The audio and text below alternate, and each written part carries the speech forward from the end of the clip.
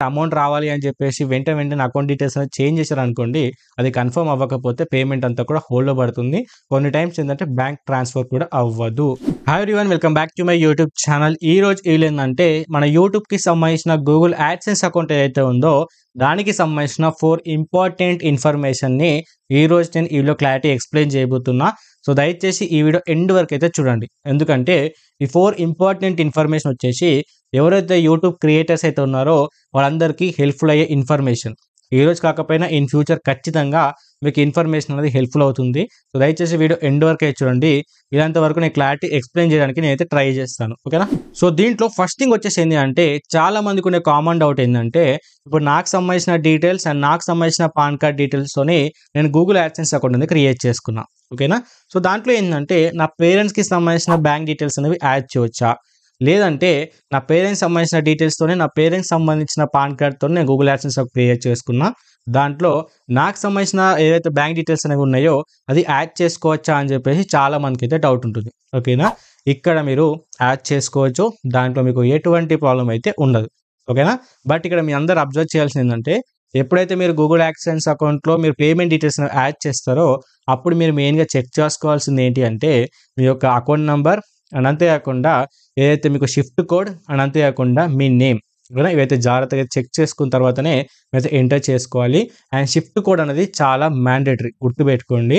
So shift code అనేది మనకిచ్చే బుక్‌లో ఏదైతే బ్యాంక్ సంబంధించిన బుక్ ఉంటుందో దాంట్లో అయితే ఉండదు. సో డైరెక్ట్‌గా మీరు మేనేజర్ దగ్గరికెళ్ళి సో ఇట్లా నాకు యూట్యూబ్ నుంచి రెవెన్యూ వస్తుంది, దానికోసం నాకు షిఫ్ట్ కోడ్ కావాలని చెప్పేసి అడిగితే వాళ్ళు ఇస్తారు. అది తీసుకొచ్చి ఎంటర్ చేసుకోవాలి. ఓకేనా? సో చాలా మందిని అడుగుతుందంటే ఐఎఫ్‌సి కోడ్ అనేది షిఫ్ట్ కోడ్ 2 సేమా అని చెప్పేసి కూడా చాలా మంది అడుగుతున్నారు. సో ఐఎఫ్‌సి కోడ్ వేరు, షిఫ్ట్ కోడ్ వేరు. ఎందుకంటే కొంచెం 2 సిమిలర్‌గా ఉంటాయి. బట్ ఏంటంటే 2 వేరు. ఓకేనా? సో ఐఎఫ్‌సి కోడ్ అనేది మీ బుక్‌లో కనిపిస్తుంది. అది ఐఎఫ్‌సి కోడే గానీ అది షిఫ్ట్ కోడ్ కాదు. షిఫ్ట్ కోడ్ కావాలంటే మీరు మేనేజర్ దగ్గరికెళ్ళి అడుగుతేనే ఇస్తారు. ఓకేనా? అండ్ ఇది ఏంటంటే కొన్ని కేసెస్‌లో కొన్ని రీజనల్ బ్యాంక్స్‌లో ఏందంటే షిఫ్ట్ కోడ్ అనేది ఉండదు. ఓకేనా? అలాంటప్పుడు మీరు ఏం చేయాలంటే మీ పేరెంట్స్ యొక్క బ్యాంక్ డీటెయిల్స్ యాడ్ చేసుకోండి. లేదంటే వేరే బ్యాంక్‌లో అకౌంట్ తీసుకొని అక్కడ మీకు షిఫ్ట్ కోడ్ ఉంటేనే తీసుకొని అవి యాడ్ చేసుకోండి. ఓకేనా? ఇదైతే జాగ్రత్తగా గుర్తుపెట్టుకోండి. అండ్ ఇక్కడ సెకండ్ థింగ్ వచ్చేసి ఏంది అంటే ప్రెజెంట్ చాలా బ్యాంక్స్ వచ్చేసి ఏంది అంటే వేరే బ్యాంక్స్‌తోని మెర్జ్ అయిపోతున్నాయి. ఇప్పుడు ఏందంటే యూనియన్ బ్యాంక్ వచ్చేసని లేకపోతే కెనరా బ్యాంక్ వచ్చిందని చెప్పేసి ఏందంటే అందులో కొన్ని బ్యాంక్స్ అనేవి మెర్జ్ అయిపోతున్నాయి. ఓకేనా? సో ఇక్కడ చాలా మందికి ఏం ప్రాబ్లమ్ అంటే ఇప్పుడు కొత్తగా ఎవరైనా సరే గూగుల్ యాడ్సెన్స్ క్రియేట్ చేసుకుంటున్నారంటే వాళ్ళకి ఎటువంటి ప్రాబ్లమ్ అయితే ఉండదు. సో కొత్త బ్యాంక్ డీటెయిల్సే వస్తాయి. కొత్త షిఫ్ట్ కోడే వస్తుంది కాబట్టి అయితే ఎంటర్ చేసుకోవచ్చు. బట్ కొంతమందికి ఏందంటే ఎప్పుడో ప్రీవియస్‌గా ఉన్న బ్యాంక్ డీటెయిల్స్ అనేవి ఆల్రెడీ యాడ్ చేసేసారు. ఇప్పుడు ఏందంటే కొత్తగా మెర్జ్ అయిపోయాయి కాబట్టి ఏమైనా ప్రాబ్లమ్ వస్తుందా? మాకు అమౌంట్ అనేది వస్తుందా లేదా హోల్డ్‌లో పడుతుందా అని చెప్పేసి చాలా మంది అనుకుంటూ ఉంటారు. సో దాంట్లో మీరు ఎటువంటి ప్రాబ్లమ్ ఫేస్ చేయాల్సిన అవసరం అయితే లేదు. ఓకేనా? సో ఫస్ట్ మీరు ఏవి ఇచ్చారో అదే కంటిన్యూ అవుతుంది. దాన్ని చేంజ్ చేయాల్సిన అవసరం ఏమాత్రం లేదు. ఎందుకంటే బ్యాంక్స్ అనేవి ఆటోమేటిక్‌గా మెర్జ్ అయిపోతాయి కాబట్టి సో దాంట్లో మీకు ఎటువంటి ప్రాబ్లమ్ అయితే ఉండదు. సో అదే కంటిన్యూ చేసుకోవచ్చు. పేమెంట్ అనేది వస్తూనే ఉంటుంది. ఓకేనా? అండ్ దీంట్లో థర్డ్ థింగ్ వచ్చేసి ఏంది అంటే కొంతమందికి ఇలాంటి ప్రాబ్లమ్ కూడా ఉంటుంది. సో అదేంటి అంటే ఇప్పుడు ఏదంటే ఇప్పుడు గూగుల్ యాడ్సెన్స్ అకౌంట్ ఉంది కదా! సో ఆ పర్సన్ ఇప్పుడు నేనే అనుకోండి. ఇప్పుడు నా దగ్గర ఏందంటే నా దగ్గర బ్యాంక్ అకౌంట్ లేదు. ఈవెన్ ఉన్నా కూడా దానికి ఆధార్ కార్డ్ లింక్ లేదు, పాన్ కార్డ్ లింక్ లేదు, మొబైల్ నంబర్ లింక్ లేదనుకోండి. ఓకేనా? సో అప్పుడు మందు నేను ఏం చేసినా అంటే నా పేరెంట్స్‌కి సంబంధించిన డీటెయిల్స్ ఇచ్చేసి, నా పేరెంట్స్‌కి సంబంధించిన బ్యాంక్ డీటెయిల్స్ ఇచ్చేసి నేను గూగుల్ యాడ్సెన్స్ అనేది రన్ చేస్తున్నా. ఒక 5-6 మంత్స్ అయింది. పేమెంట్ వచ్చింది. అయిపోయింది. ఓకేనా? ఆఫ్టర్ కొన్ని డేస్ తర్వాత నాకంటూ ఒక మంచి బ్యాంక్ అకౌంట్ ఉంటుంది. నాకంటూ మొబైల్ నంబర్ లింక్ ఉంటుంది. పాన్ కార్డ్, ఆధార్ అన్నీ లింక్ ఉంటాయి కాబట్టి అప్పుడు నేను ఈ బ్యాంక్ అకౌంట్ అనేది దాంట్లో రీప్లేస్ చేసుకోవచ్చా అని చెప్పేసి చాలా మందికైతే డౌట్ ఉంటుంది. ఓకేనా? ఇప్పుడేందంటే రీప్లేస్ చేసుకోవచ్చు. దాంట్లో మీకు ఎటువంటి ప్రాబ్లమ్ అయితే ఉండదు. బట్ ఎలా రీప్లేస్ చేసుకోవాలి? ద వే ఏంటి అనేది ఇప్పుడు మీకు ఫోర్త్ స్టెప్‌లో చెప్తాను. సో దయచేసి ఆ ఫోర్త్ స్టెప్ అనేది క్లారిటీ అయితే వినండి. ఓకేనా? అండ్ ఫైనల్‌గా దీంట్లో ఫోర్త్ థింగ్ వచ్చేసి ఏంది అంటే ఇది కూడా చాలా మందికి ఉండే కామన్ డౌటే. అదేంటి అంటే ఇప్పుడు బ్యాంక్ డీటెయిల్స్ అనేవి ఏవైతే నేను ఆ గూగుల్ యాడ్సెన్స్ అకౌంట్ ఇచ్చానో అది డిలీట్ చేయాలనుకుంటున్నా అని చెప్పేసి. కొంతమందికి ఏందంటే సెకండరీగా ఇంకొక బ్యాంక్ అకౌంట్ యాడ్ చేసుకోవాలని చెప్పేసి అనుకుంటారు. అంటే సెకండరీ ఏందంటే ఇప్పుడు మీరు ఫస్ట్ ఇస్తారు కదా! సో ఇన్ కేస్ ఈ బ్యాంక్‌లో ఏదైనా ఇష్యూస్ ఉన్నప్పుడు ఈ సెకండరీ బ్యాంక్ అకౌంట్‌కి మనీ అనేది ట్రాన్స్‌ఫర్ అవుతుంది. ఓకేనా? అండ్ థర్డ్ థింగ్ వచ్చేసి ఏంది అంటే కొంతమందికి ఏందంటే ఇప్పుడు పాతగా బ్యాంక్ డీటెయిల్స్ ఇచ్చేసాను కదా!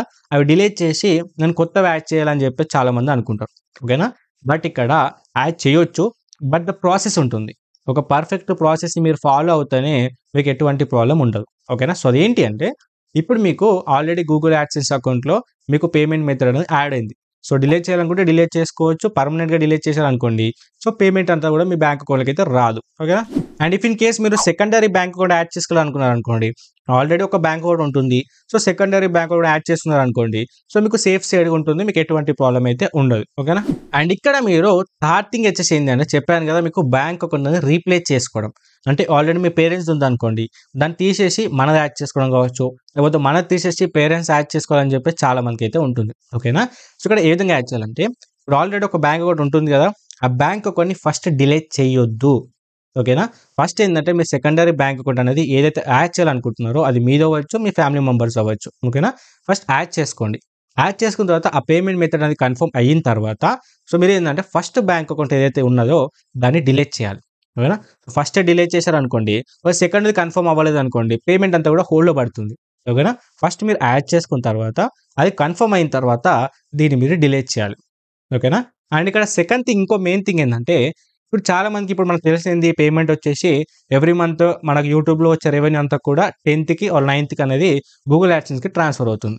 గూగుల్ యాడ్సెన్స్ నుంచి మన బ్యాంక్ అకౌంట్‌కి రావడానికి 25థ్, 26థ్, 28థ్ అలా 30 లాస్ట్ వీకు మన బ్యాంక్ అకౌంట్‌కి అనేది ట్రాన్స్‌ఫర్ అవుతుంది. ఓకేనా?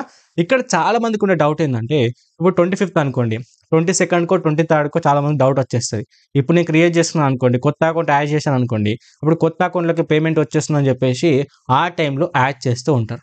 బట్ ఎప్పుడు కూడా ఇంకా 1 ఆర్ 2 డేస్ అయితే పేమెంట్ రిలీజ్ అవుతున్నప్పుడు కొత్త బ్యాంక్ డీటెయిల్స్ అనేవి యాడ్ చేయొద్దు. ఓకేనా? సో, ఫస్ట్ ఏదైతే ఇచ్చారో ఆ బ్యాంక్ అకౌంట్‌లోకి పేమెంట్ పడనివ్వండి. ఓకేనా? పడ్డ తర్వాత సెకండరీ పేమెంట్ వస్తుంది కదా, అప్పుడు మీరు ఆ అకౌంట్ అనే డీటెయిల్స్ అనేవి చేంజ్ చేసుకొని వేరే డీటెయిల్స్ యాడ్ చేసుకోండి. ఎందుకంటే ఇప్పుడు మీకు పేమెంట్స్ అనేది కొత్త డీటెయిల్స్ యాడ్ చేశారనుకోండి, ఆడ పేమెంట్ రిలీజ్ అవ్వడానికి ఇంకా 2 ఆర్ 3 డేస్ టైమే ఉంది. ఆ 3 డేస్‌లో మీ బ్యాంక్ కన్ఫర్మ్ చేసుకొని పేమెంట్ రిలీజ్ అవ్వడానికి టైం పడుతుంది. ఆ గ్యాప్‌లో ఏందంటే హోల్డ్‌లో పడుతుంది. నెక్స్ట్ మంత్‌లో ఆ 2 పేమెంట్ కలిపి పడతాయి. అందుకని చెప్పేసి ఆ పేమెంట్ ఫస్ట్ మీ అకౌంట్‌లో క్రియేట్ అవ్వనివ్వండి. అయిన తర్వాత సో, అప్పుడు మీరేందంటే వేరే అకౌంట్‌తోని రీప్లేస్ చేసుకోండి. ఓకేనా? సో, వచ్చేసి గుర్తుపెట్టుకోండి. ఎందుకంటే అమౌంట్ రావాలి అని చెప్పేసి వెంటనే అకౌంట్ డీటెయిల్స్ అనేది చేంజ్ చేశారనుకోండి, అది కన్ఫర్మ్ అవ్వకపోతే పేమెంట్ అంతా కూడా హోల్డ్‌లో పడుతుంది. కొన్ని టైమ్స్ ఏందంటే బ్యాంక్ ట్రాన్స్‌ఫర్ కూడా అవ్వదు. ఓకేనా? సో, ఇవి ఫ్రెండ్స్ నేను ఈ వీడియోలో చెప్పాలనుకున్న 4 ఇంపార్టెంట్ థింగ్స్ వచ్చేసి ఇవి మీకు హెల్ప్‌ఫుల్ అయినాయి అనిపిస్తేనే వీడియోతో లైక్ చేసి మా ఛానెల్ సబ్స్క్రైబ్ చేసుకోండి. అండ్ ఖచ్చితంగా ఈ ఇన్ఫర్మేషన్ వీడియోని మీకు తెలిసిన క్రియేటర్స్‌కి అయితే షేర్ చేసుకోండి. ఎందుకంటే ప్రతి ఒక్కరికి యూజ్‌ఫుల్ ఇన్ఫర్మేషన్ కాబట్టి. ఓకేనా?